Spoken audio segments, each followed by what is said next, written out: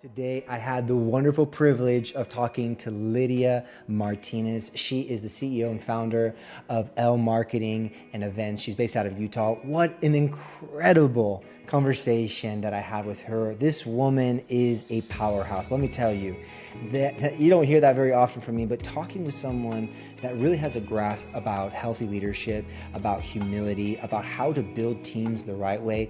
Listen, if you are needing some strategies about business in regards to leadership and teams, you do not want to miss this session. It's just a 30-minute session between me and different business owners. This is what Frameworks is all about, and I want you to participate and watch this. If you are a business owner and you'd like to be on this show, please send me a message. I cannot wait to talk with you. But first, let's jump in and watch this incredible session with Lydia. Welcome to the very first episode of Frameworks. I am so excited to get started with this journey. And I'm so happy that I have Lydia on the call with me today, a brave soul. I was talking to her about this right before we started. And I was like, thank you so much for jumping on a call, not even really knowing who this person is and what's everything about. But it's just for me as a business owner to be able to talk with another business owner and to be able to share wisdom and knowledge and experiences. It's a true privilege. Lydia is the CEO and the founder of Elle Marketing and Events. Welcome to the show. Welcome to our first episode here at Frameworks. Amazing. So delighted to hear from you. So delighted to be here and truly honored to be the first guest of a new podcast. What an honor. Thank you. Let's get started with our conversation today. I'm so excited, Lydia, of just getting down into leadership. And I couldn't pick a better subject to start than talking about today's topic of what they expect you to know, but what they didn't tell you, or what you're having to learn as you go. We know that the topic of leadership is so dynamic and so deep, but we also know it's so important for business owners, especially people that are getting started. Lydia, I want to know from you, can you just give me high level, give everyone that's watching this kind of a high level overview, how you got started with Elle Marketing? How did you get started doing what you're doing today? Absolutely. You know, one of the things for me is I kind of always ended up in leadership roles. Before I started my agency, I've only worked 3 places. I had 3 jobs. My first job, I was a lifeguard. Okay. Saving lives. And within 3 weeks, the manager left and they were like, you can probably be the boss. Come And so on. my very first job, I had leadership kind of like thrust upon me. My Do it. second job, I started out in the coffee shop at Barnes and Noble. And in less than a year, I was running half the store. I was Come 19 on. years old.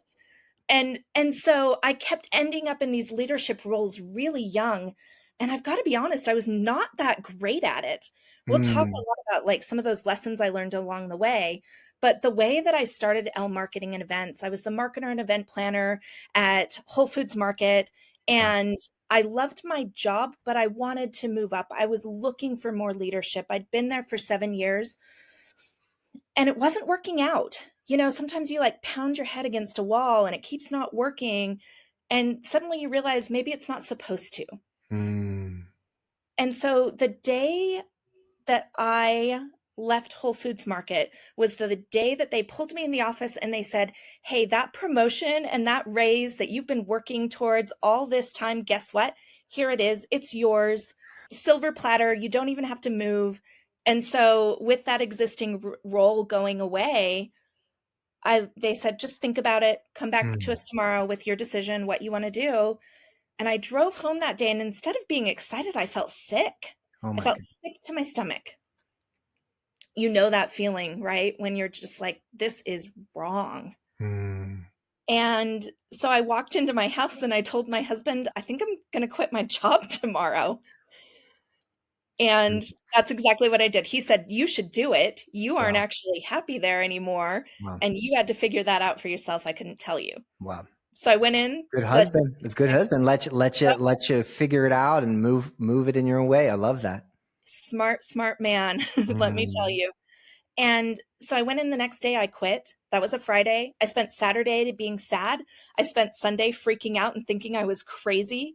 And then Monday, I got up, I got dressed like I had somewhere to be.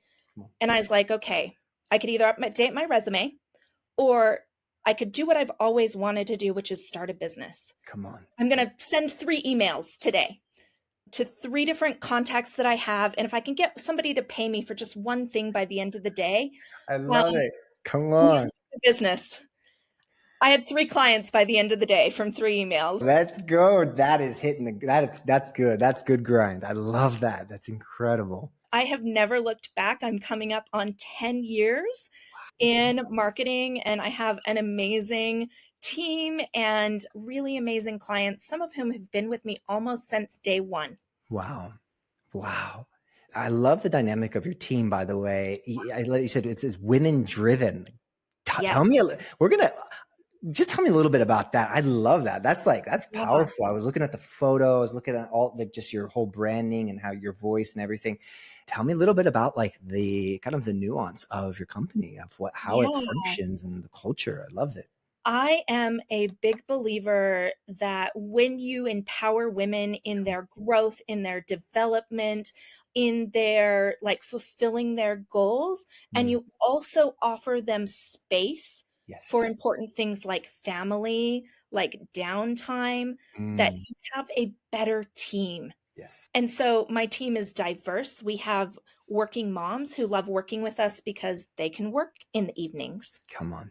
We have, we have students who are furthering their education, and Mhm. we're giving them flexibility around their classes and coursework.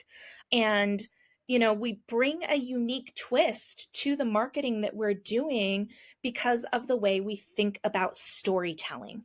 Wow. And so we hire for personality and skill set first, and then we train for everything else. But we Mm. always talk about the power of storytelling within our team. I love it. I absolutely love it.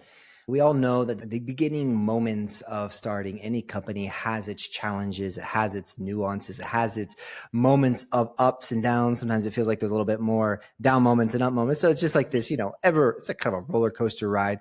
We all know that. We've all been through that. If you're in business, and many of you that are watching this and will watch this, you're either getting started or you've been doing it for a while. Some of you are so super excited. Others are like, yeah, I don't know if this is for me. I want to kind of go to the very beginning. Let's go to the genesis of, when you got started. I mean, you started on a high, just killing it and getting those three leads right off the bat. But let's talk about those moments really when you begin to have to lead teams. And I was talking about this the other day with our COO, literally yesterday, about this, and about as a leader, how as you progress within your company and the organization of your company, it's like every level demands a different posture, ultimately the posture of humility. That's my personal opinion. But as you grow in these levels, it like demands more and more and more for you. And so especially in that beginning stages, which is so pinnacle, it's such like an important moment in any business owner's life, is like when you start having to really lead other people. Like you're no longer really leading yourself. You're always leading yourself. You're now having to lead other people. You're responsible for other people. Talk to me about a time that you had to lead while you were still maybe learning about the company, learning about the growth of the company or how the company was evolving. Was there a time where it's like, I was really having to do this as I was learning, and there's people with you on your team? What you don't realize when you start a business, and this is important for any business owner, you may Mm, be good at the thing that you're starting your business for. mm, You're mhm. passionate about it. You're good at it. You've got the skill set. You're Yeah. not good at being a business owner. Yeah. And even like you're just not. You have to learn all of that while you're doing it, and you will Mm, make mistakes, and it will be painful, and you will feel like a failure. yeah. And one of the biggest challenges, I think, is taking that taking that failure and saying, "This was just an expensive learning Yes. opportunity." That Um, is true. Emotionally expensive, sometimes literally expensive. And so for me, my company was kind of a small company with a couple of subcontractors headed into 2020. We Mm. just signed a big contract with Cirque du Soleil. Like we were poised to do some growth. I was getting ready to get on a plane to New Orleans, and Cirque du Soleil called me up and they were like, "Don't come. We Oh are no. shutting down everything," because it was March of 2020. Oh, I the have ball. I have a ton of restaurant clients, I have a ton of event clients, I have so many, like, food and beverage and culinary clients, Oh my and goodness. I lost 80% of my business book overnight, Oh my goodness. and it was terrifying. What did you Like, do? Like what? it was What? so scary. It was the most frightening thing I've been through as a business owner, and fingers crossed I never have to do that again, but Mm, what I did was I went out to my team of contractors mm. and the people that were working for me, and I was like, "I will keep paying you for 2 months. I have some money saved up. I will keep paying you for 2 months. I can't promise you what's going to happen after that, but Mhm. I think that we're all smart enough we can figure out our way through this." Wow. People started getting grant money, they started getting PPP money. I had clients that literally hired me as an employee to keep the wheels going on their marketer and on their Mm. marketing. I'm really grateful for that. And all of a sudden, year over year, people were realizing that their marketing had to be on point to compete when you don't get foot traffic. And year over year, we grew 400%. Oh my goodness. 400%. 400%, which was huge and painful. What was painful about it? What was, I mean, obviously when you're growing, there's this, the Yeah. growing pains, but like what was the most painful thing about that growth? We didn't have the staffing for it. We didn't have the systems for it. We didn't have the Mm, documentation of how we did our processes. mm. I didn't have a substitute for me that could like help out with some of the like day to day and Yeah, client it was all facing on you. stuff. Yeah, yeah, yeah. And so it was messy and chaotic. Like we were grateful for that. But then I had to immediately switch from small agency mindset to like growth agency mindset as a leader. And did you have anywhere to go to learn from that? Or was that just like, let's figure this out like the raw way? It's like, Yeah. Part of it was let's figure it out. Like, let's be really raw. Let's be really vulnerable. yeah. And I decided right from the get go to tell the people that were working for me, I'm not sure what to do here, but we will Mm, figure it out together. that's so Or good. maybe I don't have all the good ideas. What are your ideas? And I also decided to own my mistakes right So from the good. beginning. So good. I missed that email. I made this mistake. I'm sorry you felt like that wasn't that I didn't give that the priority attention that it deserves. Mm-hmm. And I just tried to be really transparent with both the struggle, but Hmm. also the successes. That's so good. That is And so good. so that's how we navigated it. And it was hard, but it set us up for who we are today. That's incredible. And so where you guys are at today, do you feel that now where you come to this kind of this crossroad that you said it's almost it's already been 10 years or it's about to be 10 It's years? going to be 10 years this Okay. fall. So this is going to obviously be a new season for your guys' life, for your guys' company. What do you feel that you are ready for that next level of growth? Do you feel that your team is ready for that based off of all the things that you guys have learned? We are absolutely ready for that. And one of the big reasons is as a leader, I've focused on retention. Come on.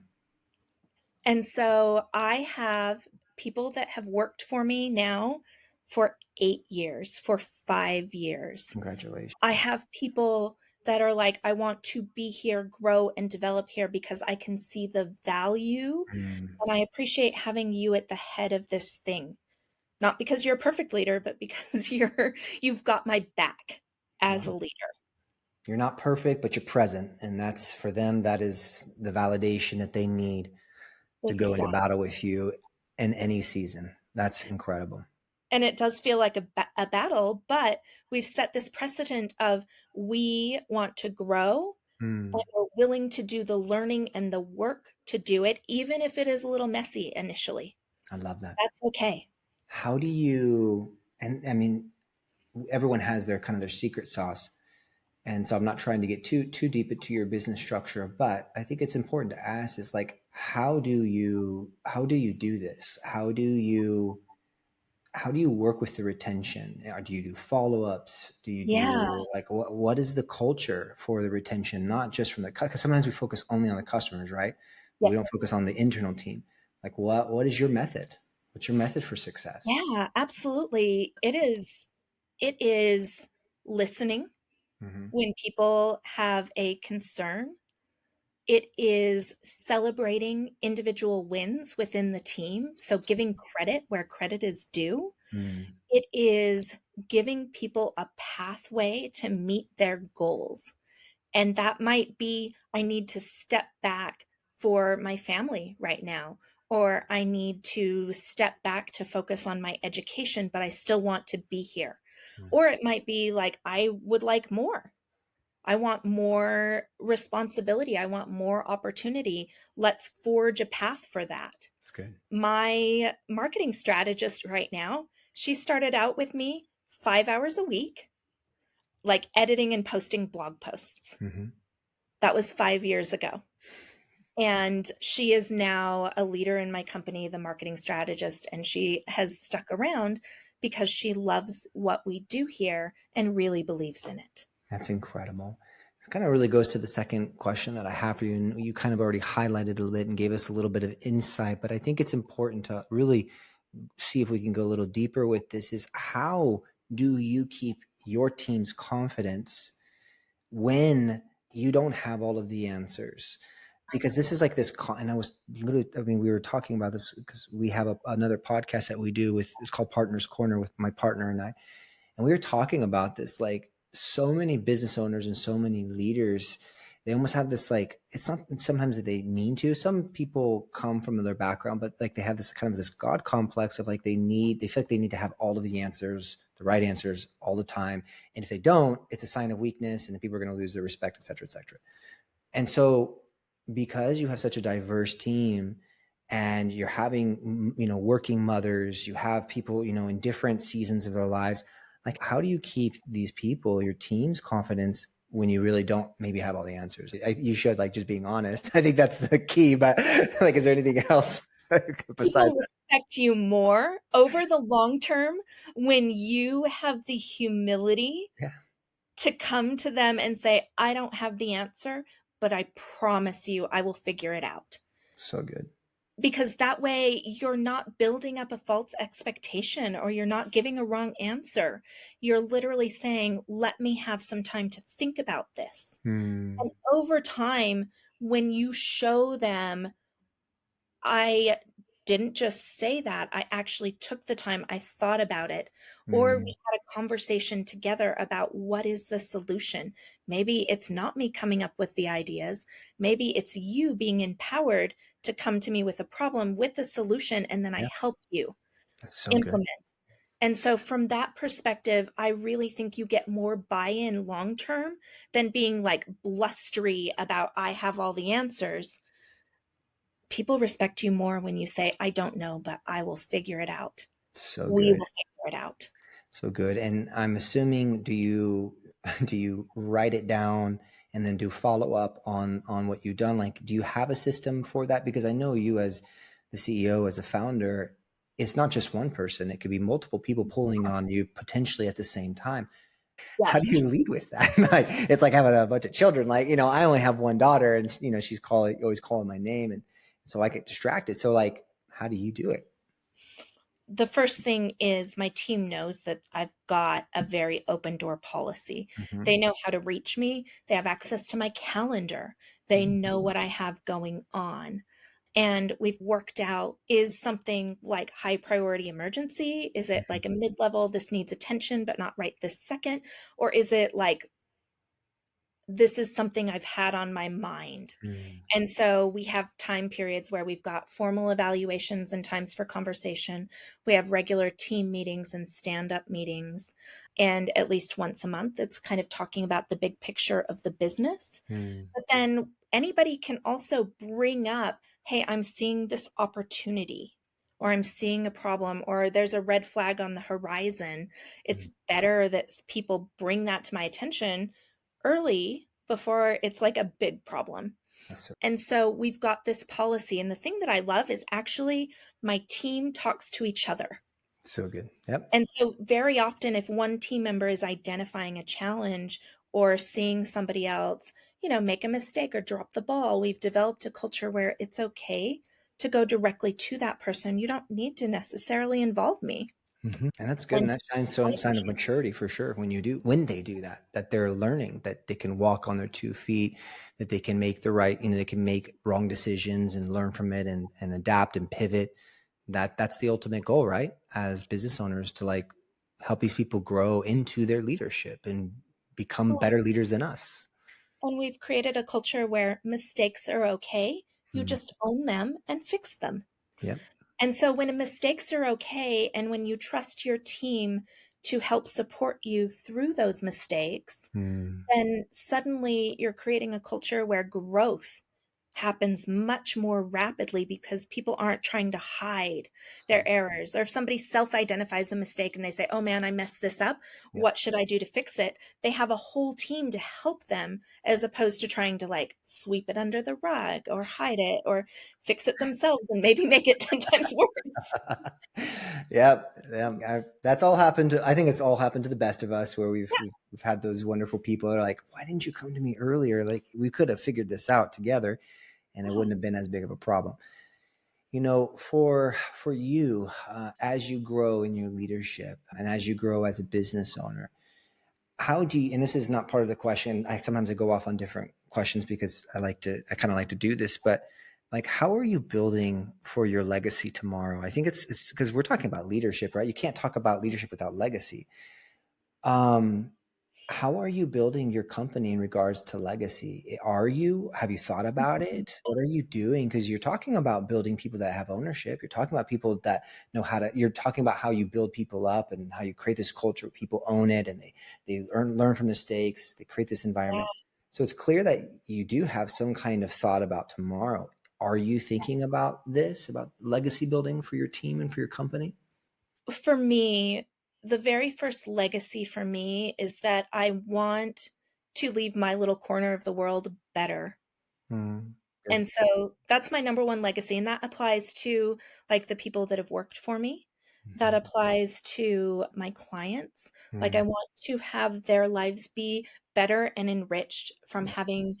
been involved with Elle Marketing, from having known me, from having worked together, like, in the trenches. Yeah. And so that's the first legacy that I'm really proud of. Mm, And, I've had employees that have left that have said, I couldn't have got this job that I got without having worked for you. It prepared me to go do that. And that's a celebration for come me. on.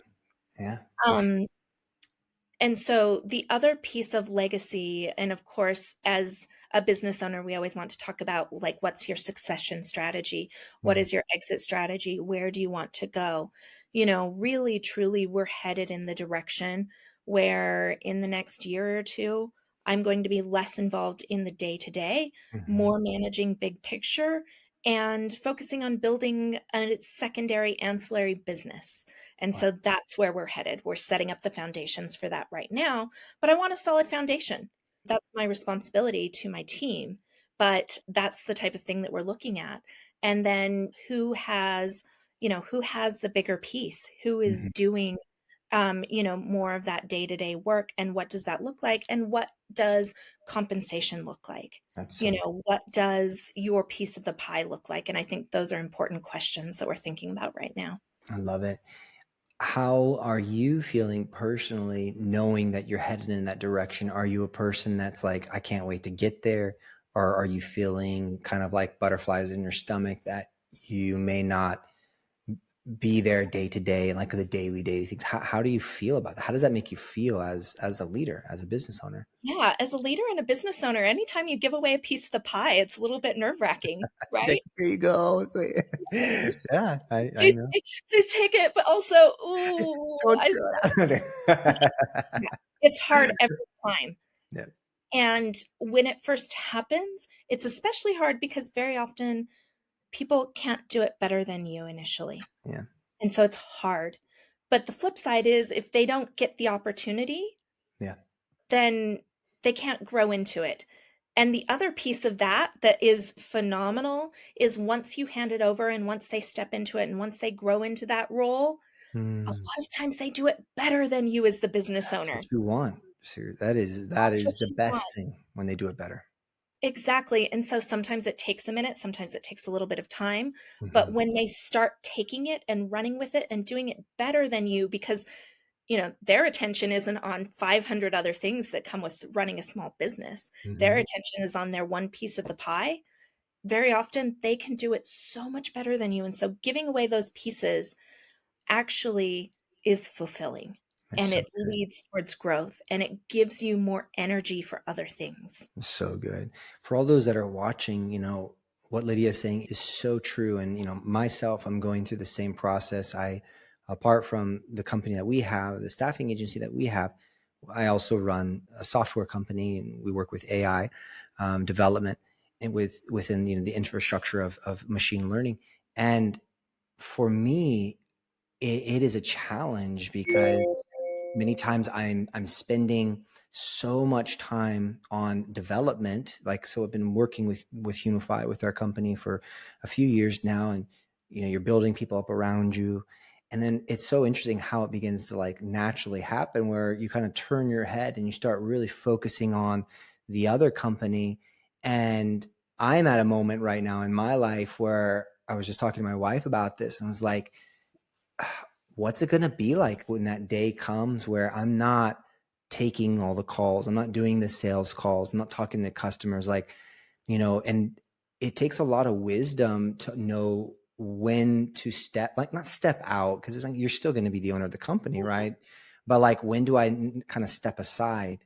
And that takes a lot of, I'm always going to lead with humility. It takes a lot of humility, but it also takes a lot of wisdom to know when to downshift and upshift and when to step aside. And at the end of the day, you just got to trust. You got to trust your people that are with you. You got to trust those people that have been in the trenches with you.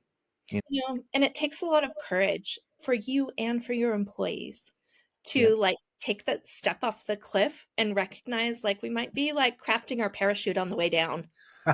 Yeah, right. And hoping you don't get to the ground before that happens. Definitely. Um, and so, but I'm a big believer that when you show people that you trust them, they rise up to Yes. meet you. I believe, and I believe that all the time, because it may take some time, but like, when you create that environment, that is one of the best environments to be in, right? You've created an environment where people grow. They feel like they can trust you. They feel comfortable to make mistakes, feel comfortable to be themselves, and feel comfortable maybe even to do it even better, because that's Ex- also a different element. I was really curious because you mentioned, because I was looking here. So you're also the owner of the Restaurant Owners Marketing Academy. yes. Is this the project that you're talking about, or is it This is something else? yep, this is the second project that we're talking about. Oh, So okay. we are building a digital marketing academy for restaurateurs. Okay. We recognize like a lot of restaurants when they first open, they are 500,000 in the hole before they even Mm, open. They may have a personal guarantee on their lease, and so their house is at stake. that's right. They are the dishwasher if the dishwasher doesn't show up. They may be the chef and get pulled into the kitchen. They may be running front of house and sometimes doing both if somebody doesn't show up for shift. They do not have the resources to hire a marketing agency, but they're also wearing the marketing hat. And so we're building out a digital learning platform for them that will be subscription based so that it will be very, very affordable so that they will be able to learn all the things that we've learned and that I know, after my 20-year career in marketing. I love it. When is that gonna be launched? You got Yeah, a we're time, looking yep, date? we're looking to soft launch by the end of summer. Okay. And then from there, that will be a kind of initial flat rate offering, beta testing, things along those lines. And Mhm. then we will be doing an official launch with new modules getting added every single month later on this year. So we're really, really excited. Best of luck to you to that. I'd love, once you get it up, send us. We'd love to help promote. That's the whole purpose of Amazing. what we're doing here at Frameworks, owners helping owners. So definitely send that along our way. Is it going to be available just for people in Utah, or is this like all over Yep, it will wherever? be available to anybody. Perfect. We'll launch with English, and then eventually we'll also add a Spanish speaking version Awesome. of it as well. I love it. Well, we're almost finished here, Lydia. It's been such an incredible time with you, but I just have a few more questions, if I may ask. One thing I was really interested is because you seem like a very consistent person. You seem very optimistic, right? Like very optimistic and very consistent. And these are obviously two key components for healthy leadership, as well as for a person that's going to be walking a successful and consistent leadership in what you're doing in business. But one thing that kind of mystifies me and I want to know a little bit more about is the rhythms, especially in this area of communication, because you're dealing with a lot of moving parts. You're dealing with a lot of different types of companies, because based off of what your offer is, you're serving all types of companies. You're providing these solutions. So let's talk about communication and sometimes the lack thereof communications. How do you navigate this? Like, what is your rhythm in regards to communication? Because it seems like something that I'm constantly talking about with other business owners, including my team. Yeah. We operate on a pretty strict time blocking system. And Mm, so I have divvied out my day and my week to optimize and have time to focus on different things and time to wear different hats. okay. Monday is my day that is like my administrative day. It's my Okay. day I focus on my own marketing.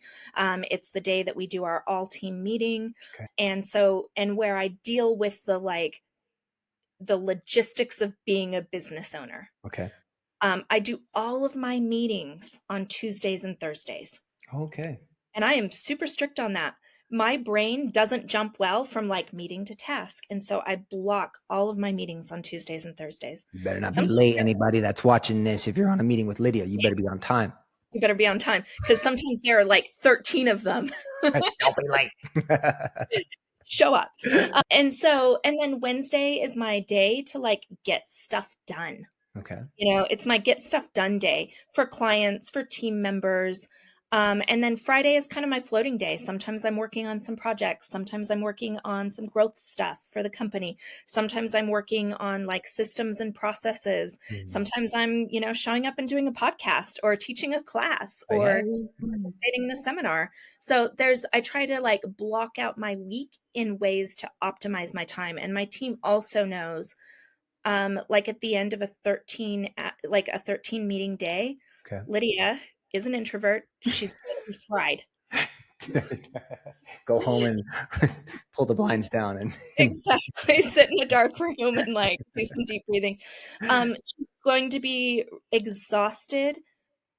It's better for you to like ping her on Wednesday morning when she's refreshed. Mhm. Unless it's an emergency, I'm always there and available if something's really critical. But a lot of times they'll save their communication for the times when they know that I am most available. So And good. that's really helpful. I love that. And I love because that rhythm I like to work out, so I'm constantly thinking about and I like to eat healthy. So rhythm and like for nutrients, like how I was thinking about this the other day, like how you feed your body is not necessarily, it's not going to break you one day. Obviously, if you go like full out and eat like 7,000 calories in one day, it's like a lot, real Yeah. heavy for you. But that's like this compounded interest, right, over time. And so like developing this lifestyle of eating healthily and going to sleep, and it follows the same thing even with your work life. I think people misinterpret this, and so many leaders misinterpret, they get burnt out so quickly and then their communication goes out the window. It's like not everything has to be on fire every single day. Yeah. Learn to build rhythm in your communication, rhythm in your work patterns. That's why like, I am a huge fan of like Google Calendar. Like if you look at my Google Calendar, it's all like colored with emojis and like it's very organized. And it just becomes like I said, it becomes something that everyone can see, everyone does their best to respect, but then like it's something that you can actually sustain, right? Yes. Something you can actually live and have a healthy work life so that you don't go burn out after 10 years, like I'm done. I can't do this anymore. It's for the long Well, haul, right? and one of the things that I've always told my team is you're allowed to have boundaries. So good. It is. Work when you are working. And when you are not working, you do not have to answer emails. You do not have to be on. You do not have to, we don't text people's personal phone numbers unless it's like hair on fire emergency. Yeah. And so my team knows like after about 5:30 or 6 o'clock, I'm done for the day. Yeah. And on weekends, I'm not around Yeah. unless we're doing an event or something along those lines. But otherwise, be respectful of my time with my family. I will do the same for you. It's so good. When you're on vacation, be on vacation. You don't have to do anything. Come on, don't send me a message when you're on vacation. I won't be sending a message. Yeah, let people Let them rest. recharge so that they can be present when Mm, they are working. love it. I love it. Well, Lydia, thank you so much for just these insights. And it's so refreshing to talk to people that have the same values. It's clear that you and I have the very similar values, very Yeah. similar viewpoints. And I just want to encourage you, Lydia, that like that's encouraging for me, even as a business owner, well, to see that. And I get inspired, charged up by hearing what you're doing. And my desire is that more and more people can learn to do business this way, and that they don't have to necessarily make all of these mistakes. It's like, this grueling thing. It's like, it's okay to grind, but it's also at the same time, like, this is, I believe, the new type of how we're supposed to, like, new type of working, the new type of business, where we're building this type of culture of honor, culture of integrity, culture of humility within the workplace. And I just want to say thank you for being one of those people, because I really feel like it's lacking in today's generation, and we need to Yeah. see more people like you. And so I desire for your company just to flourish and everything that you're doing with this new initiative. And we're really looking forward to seeing what the future holds for your company. And I Well, wish the thank best you. of luck to you. I appreciate that. My like very final thought and the goal that I've set for myself is to be the boss that I wish I'd had when I was 25 and in my So, first job. so good. And so that is like reflect back when you were just starting out your career, who you wished you worked for, and be that boss, be that leader. Man, that's so solid, Lydia. I'm gonna chew on that one. That's definitely gonna be a takeaway for sure. So I'll make sure I get that last part there. I'm telling you what, I was literally thinking about that same exact thing yesterday when I was walking home. I live close by my office. I was just walking. I was just thinking, like, what kind of boss do I want to be? Like, what kind of man do I want to be in Yeah. the life of my wife and my daughter, but also those that work with me? And you just answered that. You just answered like that. That's the type of people that we need to be. And we can't forget that no matter how quickly we grow, no matter where we go in business, who we're dealing with, we cannot forget those key principles. So that's Exactly. really good, Lydia. I love that insight. Thank you so much for giving the time to talk with me and take the moments of your day to come and have a conversation with me. I feel privileged. I thank you so much for the opportunity and truly honored to be a guest today. It was lovely You're chatting. welcome, Lydia. Real quick before we go, so how can people reach out to you? I saw that you have LinkedIn, you have Yeah. Facebook. Yeah, share a little bit of how people can reach out to you. Maybe a customer, maybe it's just a person that got some wisdom from you, like, hey, I really want to talk to Lydia. Absolutely. So the website is marketingandevents.com. I am on LinkedIn. That is a great way to reach out to me. If you look up my company name or Restaurant Owners Marketing Academy, I'll come right up. Martinez is the Smith of Latino names. So if you type in Lydia Martinez, a million of us will come up. We will come up. That's Indeed. right. And then my company is also on Facebook, Instagram, and TikTok as Elle Marketing. So feel Wonderful. free to reach out anyway. All right. Well, we will be on the lookout for this new initiative. So once that comes out, give it to us. We'll update the copy here because we definitely want to promote you, and we can't wait to see what's coming up for everything that you're doing. Thank you so much again. Have an incredible day. You as well. Take care.